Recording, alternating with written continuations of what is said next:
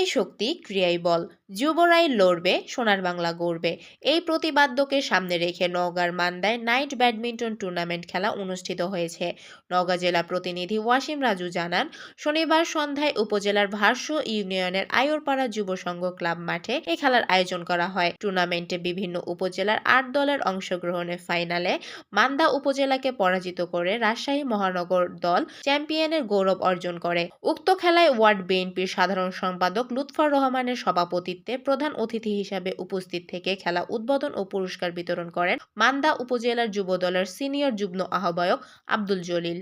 এছাড়াও পুরস্কার বিতরণের সময় উপস্থিত ছিলেন উপজেলা যুব দলের যুগ্ম আহ্বায়ক জুয়েল রানা, সিদ্দিক হোসেন, কুসুম্বা ইউনিয়ন যুব দলের সভাপতি মোর্শেদ কারেন্ট, দলিল লেখক সমবায় সমিতির সভাপতি রেজাউল নবী চঞ্চল, সাধারণ সম্পাদক মাবুল আলম, প্রসাদপুর ইউনিয়ন যুব দলের সভাপতি সাব্বির রহমান, মান্দা ইউনিয়ন যুব দলের সভাপতি এরশাদ আলী, মান্দা ইউনিয়ন স্বেচ্ছাসেবক দলের আহ্বায়ক আব্দুল রাজ্জাক, ভারসো ইউনিয়ন যুব দলের সাবেক আহ্বায়ক আলাউদ্দিন, যুব নেতা আসাদুল ইসলাম, মেহেদি ইসলাম শুভ, আব্দুল্লাহ আল মামুন, এনামুল হক সহ আরো অনেকে। খেলাধুলা আসলে শরীরের একটি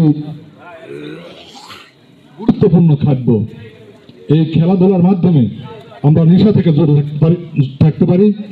আমি আজকের এই আয়োজক মন্ডলীদের ধন্যবাদ জানাবো আজকের এই সুন্দর আয়োজন করার জন্য।